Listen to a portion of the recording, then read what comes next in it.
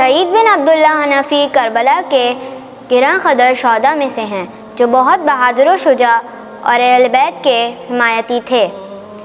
شب عاشور جب امام حسین علیہ السلام نے اپنے اصحاب سے فرمایا کہ رات کی تاریکی کا فائدہ اٹھا کر آپ کو چھوڑ کر کہیں چلے جائیں، تو ایک ایک کر کے آپ کے اصحاب کھڑے ہوئے اور گفتگو کی۔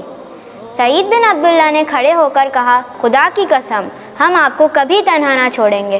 اگر مجھے معلوم ہو کہ قتل کیا جاؤں گا، زندہ ہو جاؤں گا اور پھر جلا دیا جاؤں گا، اگر 70 مرتبہ بھی میرے ساتھ یہی کریں گے، پھر بھی آپ سے جدا نہ ہوں گا، اور یہاں تک کہ آپ کی راہ میں قربان ہو جاؤں گا۔ سعید بن عبداللہ حضرت مسلم بن عقیل کے قیام میں بھی بہت سرگرم رہے۔